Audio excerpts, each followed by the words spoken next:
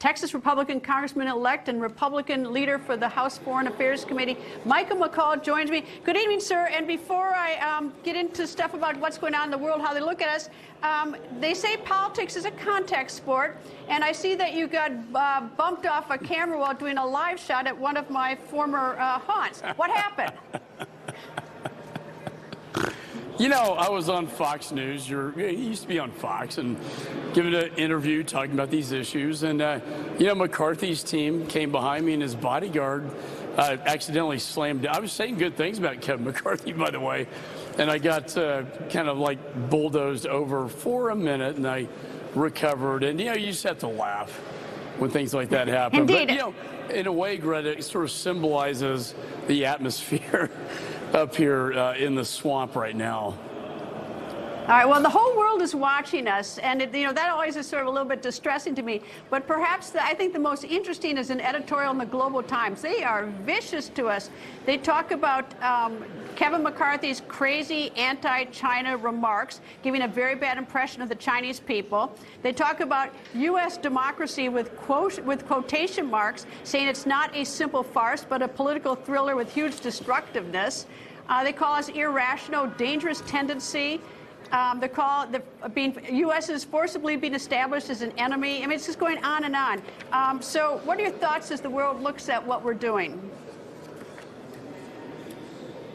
Well, our foreign nation adversaries are taking advantage of this moment, but I would just caution everybody to calm down. Look, I think we're going to get this thing resolved in the next day or so. And, you know, it's not going to be the end of democracy as we know it. However, you know, Chairman Xi in China and Putin in Russia and the Ayatollah in Iran and North Korea, they're going to take advantage of this and say, hey, see, this is why we told you democracy doesn't work, because look what's happening, you know, right now. Now, they will say that, but, you know, your previous point about Churchill and others, democracy is messy, and it's the worst form of government except for all the others, Winston Churchill said.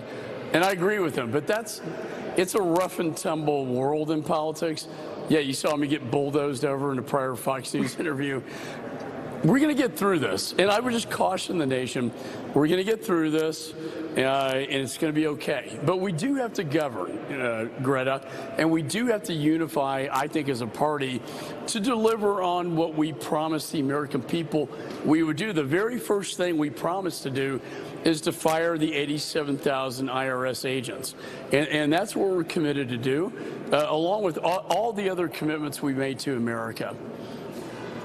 Well, it's interesting is that the Chinese are also saying that Canada's Globe and Mail newspaper raised a sharp question whether the political class of the country, meaning the U.S., is able to govern, and whether the internal conflicts and contradictions of one of the major political parties contaminate the entire system.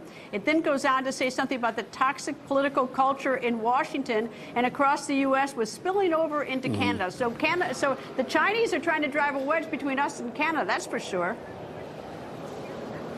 100%. I mean, this is part of the Chinese, communist China propaganda machine, you know, trying to prove to their own people that democracy doesn't work, that what you need is a dictator like Xi Jinping running the country.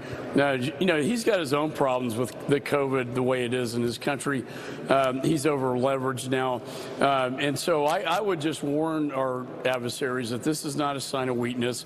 But we do have to unify again to show strength that we are going to govern as Republicans, and we're going to deliver on what the American people elected us to do. I don't like this any more than anybody else here, right? But, you know, the 20 people objecting, they got their constitutional rights as members of Congress to air out differences. But I would hope they would also negotiate in good faith with us in terms of, you know, the rules package and how can we get to a consensus government. The very first design under the Constitution is to elect a speaker. Everything else flows from that. If we don't have a speaker, then I can't be chairman of foreign affairs and I can't get my work done, much less, you know, the Ways and Means Tax, you know, committee, all the other important committees. The border is in chaos right now, and we want to get the reins of power to deliver on our message of securing the border, right? and dealing with our adversaries. And we can't do that till we elect a speaker. I hope my friends in the Freedom Caucus will come together. I know there are some intense meetings going on right now, and I hope we can get to a good result tomorrow. I'm looking to see if anyone comes out at 8 o'clock with a black eye. Anyway, Congressman Michael McCaul, thank you, sir.